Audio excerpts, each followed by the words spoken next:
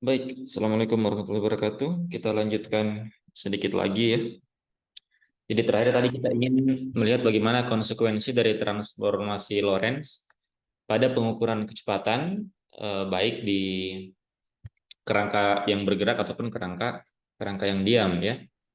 Nah, kita sudah mendapatkan hubungan dari kecepatan tersebut ya.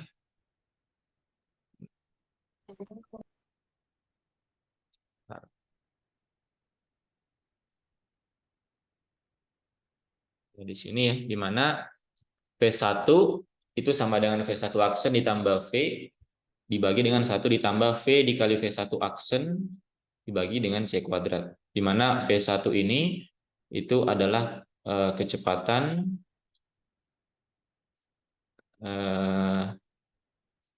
pada sumbu X ya, karena kerangkanya hanya bergerak pada sumbu X. Kecepatan yang diukur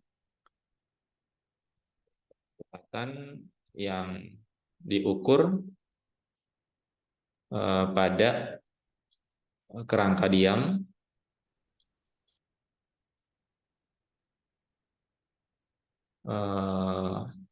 K ya, kerangka yang diam kita sebut sebagai kerangka K. Kemudian V1 aksen itu kecepatan yang diukur pada kerangka bergerak ke aksen.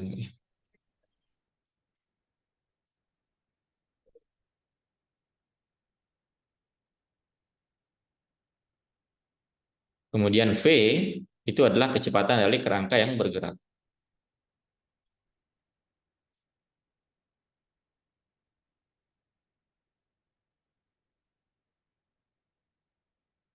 Kerangka yang bergerak. Kecepatan kerangka bergerak ya, bukan pada kerangka bergerak. Kecepatan kerangka ke aksen ya. Jadi hubungannya seperti ini. Nah, kita akan lihat bagaimana konsekuensi dari formulasi tersebut ketika kita mengukur mengukur suatu partikel ya yang bergerak dengan kecepatan yang mendekati kecepatan cahaya ya. Di mana akan terdapat perbedaan yang sangat jelas ketika kita mengukurnya dengan menggunakan transformasi Galilean ya. Misalkan kita punya V1 aksen itu bergerak dengan kecepatan cahaya ya. Artinya kecepatan suatu partikel atau dalam hal ini tentunya cahaya ya.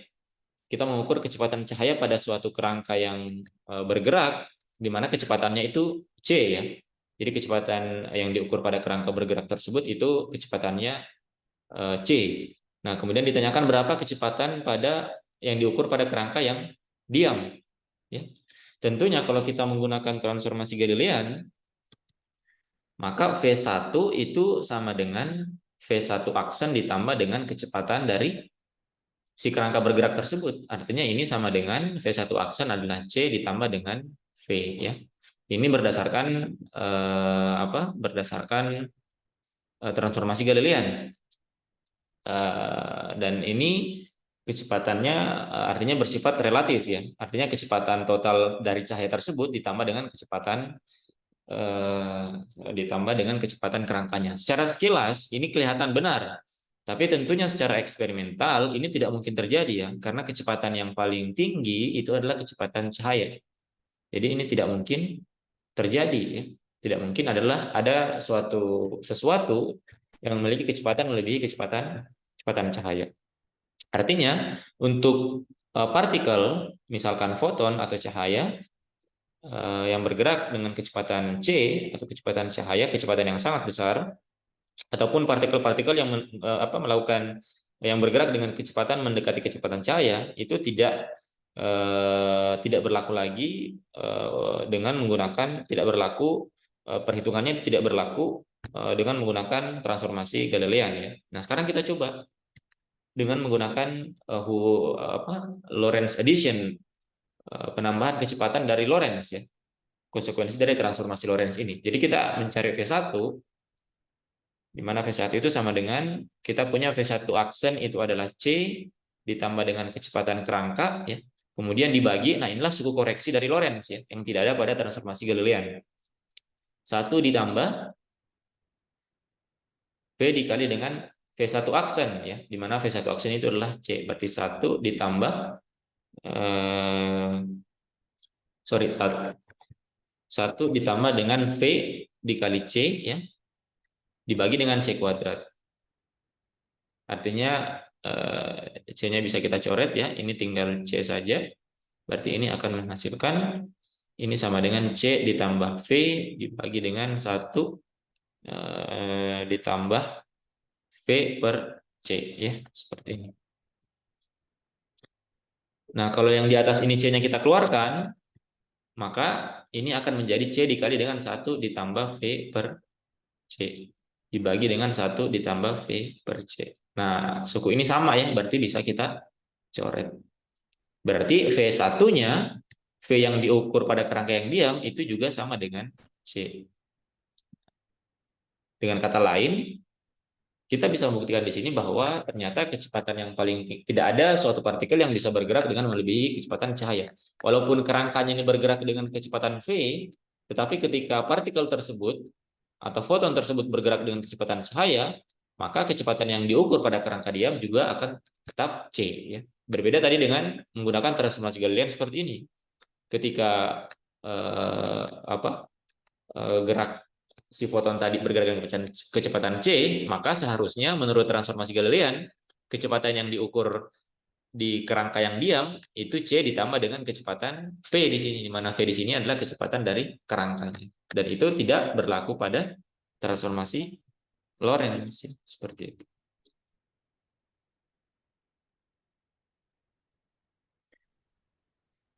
Nah, contoh lain misalkan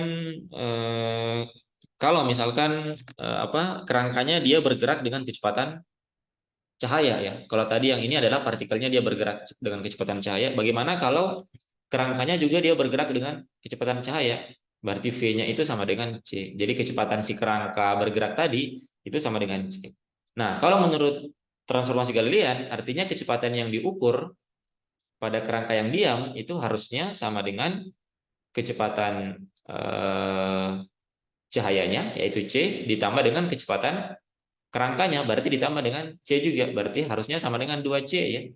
Jadi menurut transformasi Galilean, kecepatan yang diukur di kerangka yang diam itu sama dengan 2C. Tentunya ini tidak mungkin terjadi ya, karena tidak mungkin ada sesuatu yang memiliki kecepatan bahkan 2 kali dari kecepatan cahaya. Nah, sekarang kita coba lihat kalau kita menggunakan transformasi Lorentz ya.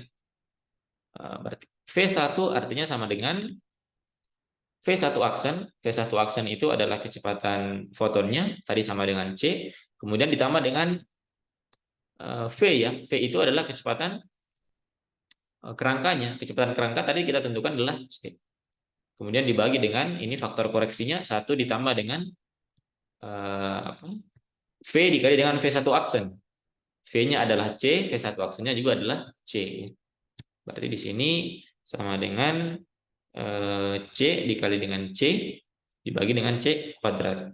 Nah, ini bisa saling cancel sama dengan 1 ya. Berarti ini sama dengan ini berarti 2C dibagi dengan 1 ditambah 1. Berarti dibagi dengan 2. Ini saling cancel berarti V1-nya itu sama dengan C. Artinya V1 itu sama dengan C. Nah, kita bisa melihat di sini walaupun kerangkanya juga bergerak dengan kecepatan C, tapi tidak mempengaruhi kecepatan yang diukur pada kerangka yang diam. Artinya kecepatan yang diukur tersebut tetap C ya.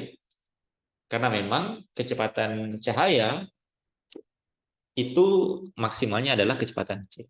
Dan ini sesuai dengan postulat dari Einstein ya, bahwa kecepatan cahaya itu merupakan konstanta yang universal dan dia tidak bergantung pada pengamat.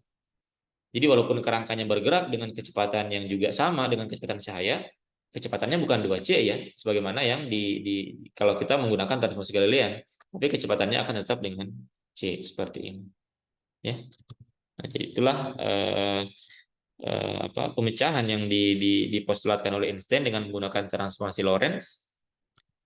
ketika kita meninjau gerak-gerak partikel dengan kecepatan yang mendekati kecepatan cahaya ataupun dengan kecepatan cahaya. Nah, bagaimana kalau misalkan kita meninjau kecepatan yang rendah ya, misalkan kecepatan V1 aksennya itu kecepatannya rendah, artinya ordernya jauh dibandingkan dengan kecepatan cahaya ya. Kalau kita lihat, kita bisa langsung melihat dari formula ini ya. Kalau misalkan V1 aksennya rendah, V-nya juga rendah, berarti V dikali V juga akan menghasilkan kecepatan yang rendah. Ketika dibagi dengan C kuadrat, karena V dikali dengan V1 aksen ini sangat kecil dibandingkan dengan C, maka ini otomatis akan tercancel ya, akan sama dengan 0 ya. Jika V-nya itu dalam kecepatan rendah. Artinya pembaginya di sini hanya menyisakan satu saja, berarti V1 sama dengan V1 aksen ditambah V. Nah, di sini membuktikan lagi bahwa ketika kita meninjau kecepatan partikel dengan kecepatan yang sangat rendah, ordernya jauh dibandingkan dengan kecepatan cahaya, maka dia akan kembali ke formulasi pertambahan kecepatan oleh transformasi Galilean, ya.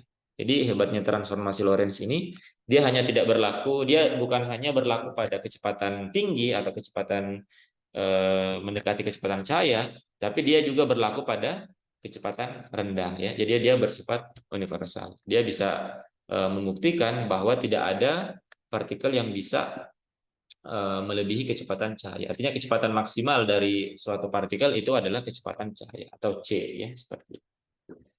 Oke, saya kira hari ini materi kita cukup sampai di sini. Hari ini kita sudah melihat bagaimana penulisan ulang dari transformasi Lorentz dalam bentuk yang lebih kompak. Kemudian kita juga sudah menurunkan yang disebut sebagai Lorentz addition of velocities, artinya koreksi kecepatan dari Lorentz ya, di mana kecepatan yang diukur pada kerangka yang diam pada partikel yang bergerak pada kerangka yang bergerak itu memiliki faktor koreksi seperti ini ya. Inilah faktor koreksi dari Lorentz dari transformasi Galilean ya, atau kecepatan relatif yang diukur dengan menggunakan transformasi Galilean. Oke, kita akan lanjutkan materinya di pekan depan ya.